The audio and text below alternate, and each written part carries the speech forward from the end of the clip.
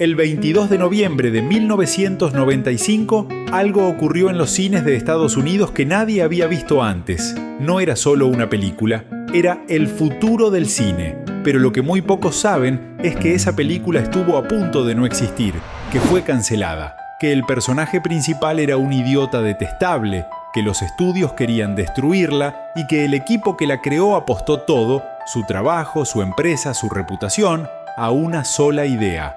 ¿Qué tal si los juguetes tuvieran vida? Pues hoy veremos cómo surgió esta saga. Suscríbete y dale like para no perderte más videos como este.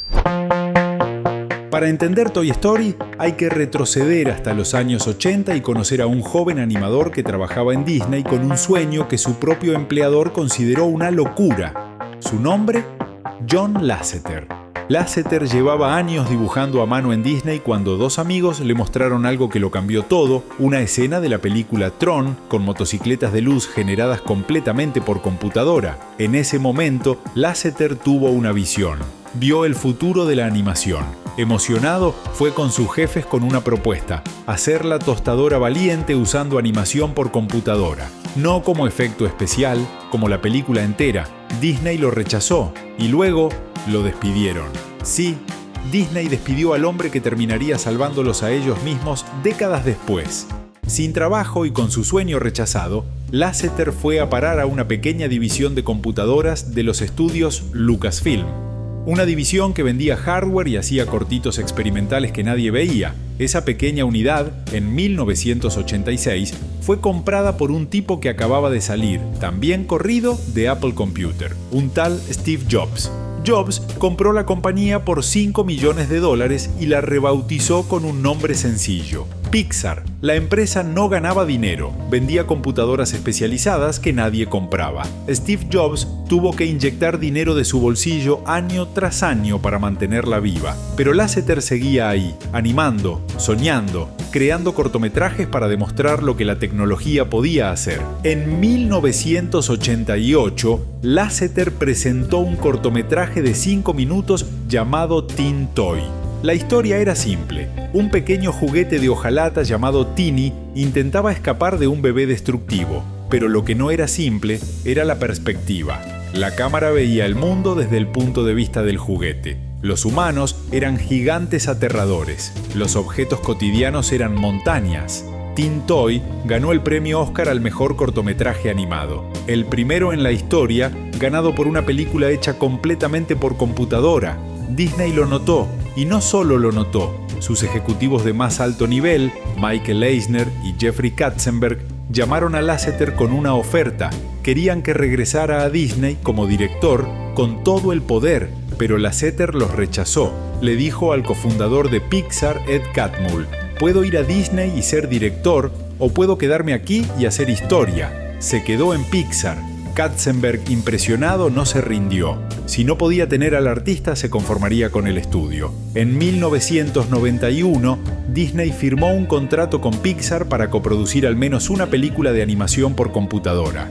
Disney pondría el dinero y la distribución, Pixar pondría la creatividad. Ese proyecto se convirtió en Toy Story.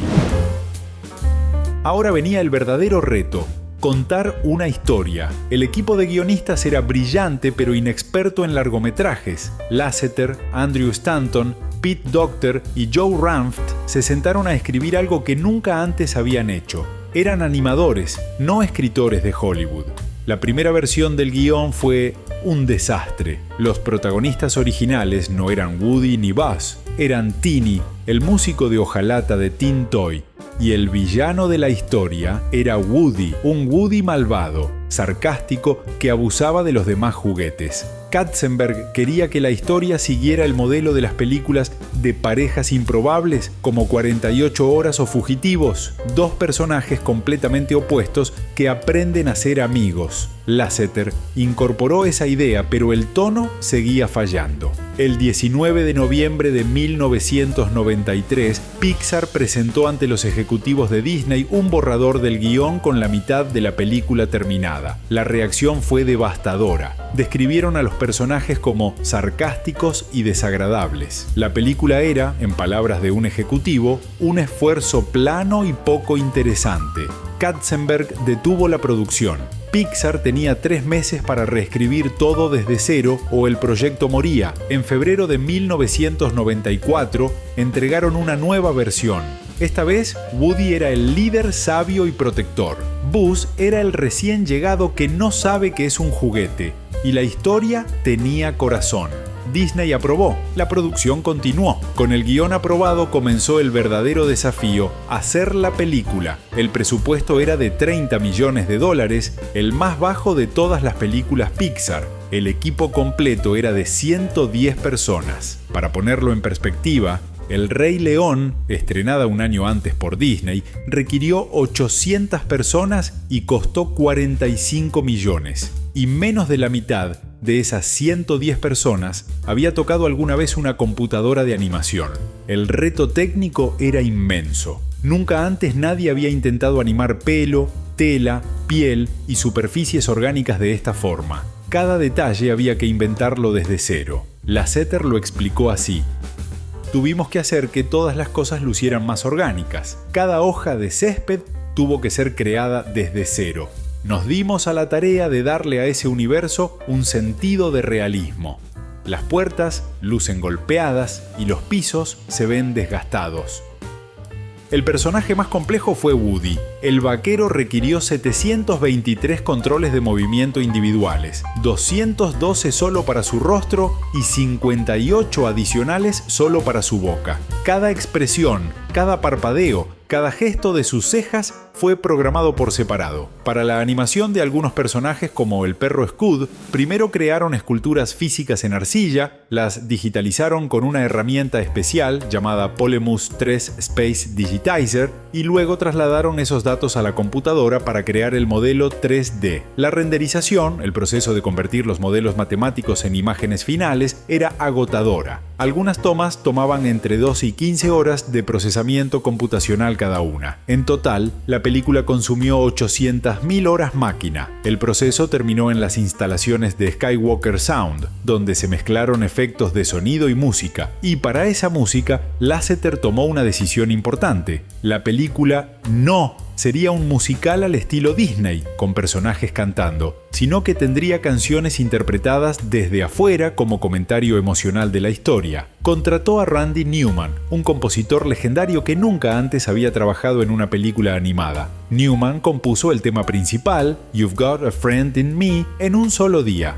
¿Cómo nacieron Woody y Buzz? Las historias detrás de los personajes son igual de fascinantes que la película misma. Como ya lo habíamos mencionado anteriormente, Woody empezó siendo el villano. En los primeros borradores era un muñeco de ventrílocuo sarcástico y manipulador, pero los ejecutivos de Disney odiaron esa versión. Fue el animador Bud Luckey quien sugirió convertirlo en un vaquero. Buzz Lightyear también pasó por varias versiones. Empezó siendo una figura de acción militar, luego un astronauta sin nombre. Antes de llamarse Buzz, tuvo nombres como Lunar Larry y Tempus from Morph.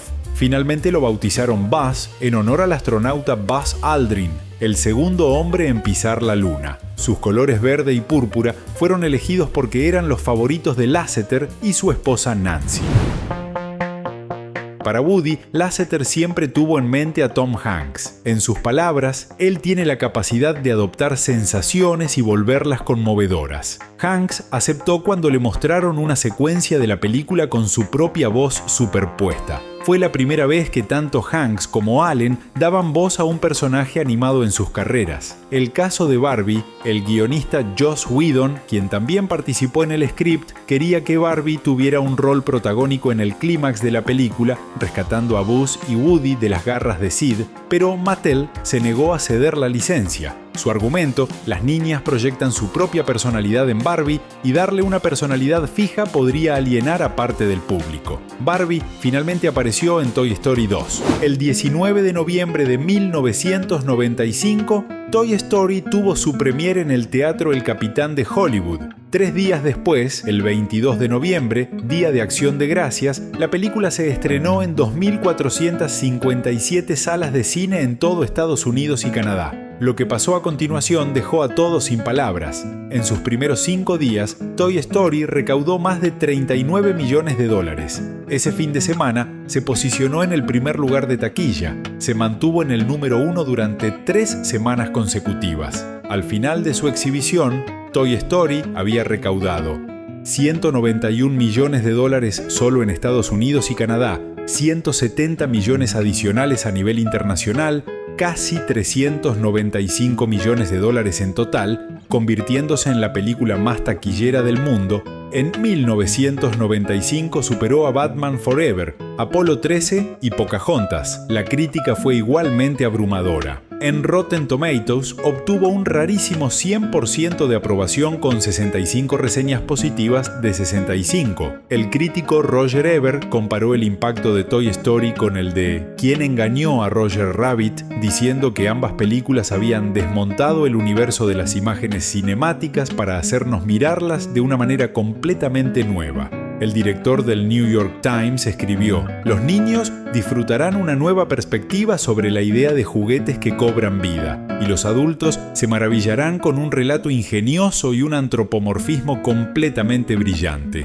Disney, que al principio había impuesto condiciones durísimas y casi cancela el proyecto 2 veces, quedó boquiabierta. El presidente Michael Eisner admitió: «Créanme, cuando acordamos trabajar juntos, jamás pensamos que su primera película sería nuestro filme principal para el periodo vacacional de 1995». Ese éxito cambió todo. Disney renovó inmediatamente su acuerdo con Pixar para 5 películas más. Esta vez, ganancias divididas al 50-50.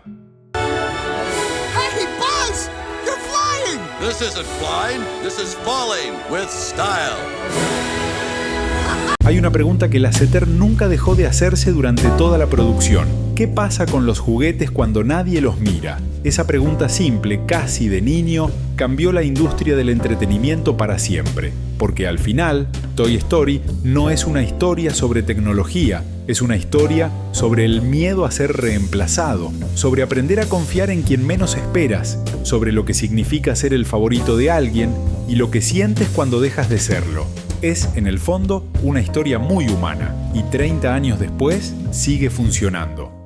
¡Vamos a salir de aquí, Buzz! ¡Es una nave espacial, Buzz!